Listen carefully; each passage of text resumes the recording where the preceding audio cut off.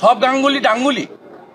মুখ্যমন্ত্রী কালকে বলেছেন কে একজন জাস্টিস ছিলেন, গাঙ্গুলি না ডাঙ্গুলি।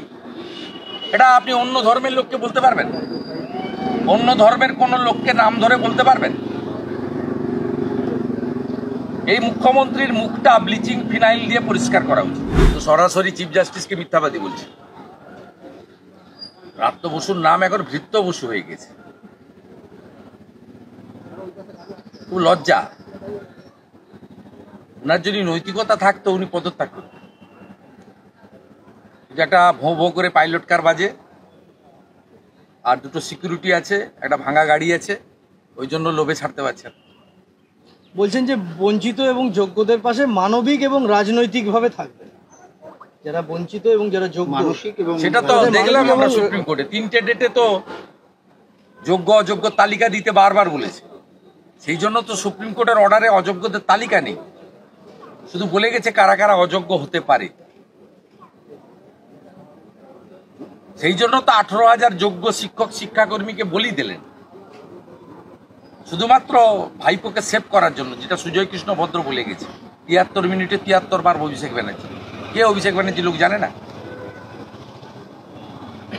কাল থেকে এই যাদের চাকরি গেছে তারা স্কুলে যাবেন কিনা, তারা পরবর্তী মাসে মাইনে পাবেন কিনা, এর কোনো উত্তর আজকে শিক্ষামন্ত্রী দেননি, চলে গেছেন প্রশ্ন শুনে।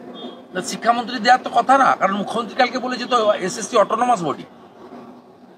চিত্তরঞ্জন মণ্ডল এসএসসি যিনি চেয়ারম্যান ছিলেন, যাদবপুরের প্রফেসর, তাকে ঘাট ধাক্কা মেরে মমতা ব্যানার্জি সরিয়েছিল কেন? সৎ লোক ছিলেন বলে 13 সাল পর্যন্ত। এই ব্রাত্যকে সরিয়েছিল, ব্রাত্য বসুকে সরিয়েছে কেন? ধাক্কা মেরে একটা চোরকে বসিয়েছে, 150 কেজি ওজন পার্থ চ্যাটার্জি 21 বছরের বান্ধবীর সঙ্গে ধরা পড়ে 51 কোটি টাকা সহ। মমতা ব্যানার্জি করেছে। এসএসসি যদি অটোনমাস বডি হয় তাহলে এসপি সিনহার নেতৃত্বে রিক্রুটমেন্ট কমিটি হয়েছিল কেন? সেই কমিটিতে মন্ত্রীর ওএসডি, মন্ত্রীর পিএস মেম্বার ছিল কেন? কালকে তো মুখ্যমন্ত্রী বলেছে অটোনমাস বডি। তাই এসএসসি কে যা ডাইরেকশন হয়েছে সুপ্রিম কোর্টের, এসএসসির চেয়ারম্যান এবং সচিব দে আর লায়েবল। তারা কথা বলুক, মমতা ব্যানার্জি মুখটা সেলাই করে রাখুন। না, উনি বলছেন যদি এসএসসি যদি চায় আমাদের সঙ্গে যোগাযোগ করতে পারে, আমরা সমস্ত রকমের সাহায্য করতে পারছি। মানে রাজ্যের সরকার যদি এসএসসি যদি চায়, রাজ্যের 5টা জনের এসএসসি অফিস তুলে দিয়েছিল কেন পার্থ চ্যাটার্জি? ডাইরেক্ট বিকাশ ভবন থেকে রিক্রুটমেন্ট হতো কেন? অ্যাপয়েন্টমেন্ট লেটার না দিয়ে মোবাইলে এসএমএস দিয়ে কেন জয়েন করিয়েছে? এসএসসি কে ডিফাং করে, এসএসসি কে ধ্বংস করার পরে এখন এসএসসির ঘাড়ে দোষ চাপিয়ে এসএসসি অটোনমাস বডি বলা, ঘোড়াও হাসবে।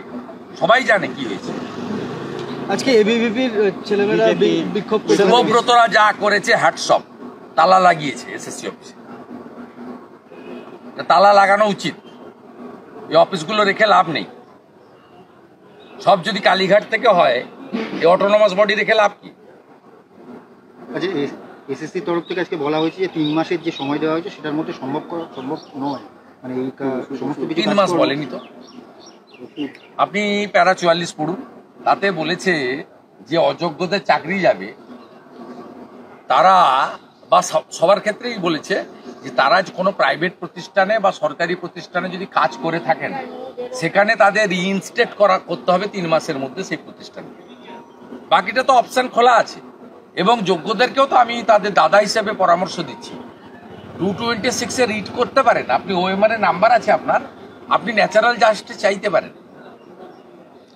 আপনার যদি বড় লয়ার নেওয়ার 25 লাখি লয়ার মমতা ব্যানার্জি যেমন দাঁড় করিয়েছিল, মানে শত শত কোটি টাকা খরচ করে ডিএ মামলা আটকেছে, ওবিসি মামলা আটকেছে, এটাও আটকেছে। উনি তো আটকানোর কাজটা করে গেছেন, সমাধানটা তো করেননি। এইভাবে যে কট হ্যান্ড চোর চুরি ধরা পড়বেন উনি ভাবতেও পারেন। অর্থাৎ তারা যেতে পারেন, লড়তে পারেন। আমার বিশ্বাস তারা জাস্টিস পাবে। অভিজিৎ গঙ্গোপাধ্যায় আজকেও বলেছেন যে যোগ্য অযোগ্য বাছাই করা এখনো সম্ভব। মুখ্যমন্ত্রীকে বলেছেন একটা কমিটি গঠন করতে। অভিজিৎ গঙ্গোপাধ্যায় উনি এক্সপিরিয়েন্স জাস্টিস ছিলেন, শিক্ষিত মানুষ, তিনি তার অভিজ্ঞতা থেকে বলছেন। তিনি ববিতা দাসের মামলায় 7,000 অযোগ্য ঘোষণা করেছিলেন।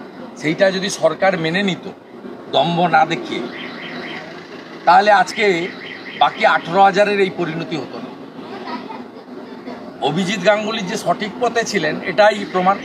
কালকে যে ভাষায় মুখ্যমন্ত্রী অভিজিৎ গাঙ্গুলি একজন হিন্দু বলে, তার পদবী গাঙ্গুলি বলে সব গাঙ্গুলি ডাঙ্গুলি। মুখ্যমন্ত্রী কালকে বলেছেন কে একজন জাস্টিস ছিলেন, গাঙ্গুলি না ডাঙ্গুলি। এটা আপনি অন্য ধর্মের লোককে বলতে পারবেন? অন্য ধর্মের কোনো লোককে নাম ধরে বলতে পারবেন?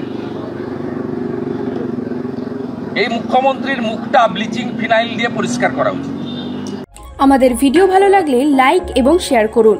কমেন্ট সেকশনে গিয়ে জানান আপনাদের মতামত। আরও ভিডিও পেতে আমাদের চ্যানেল সাবস্ক্রাইব করুন এবং প্রতি মুহূর্তে খবরের আপডেট পেতে প্রেস করুন বেল আইকন।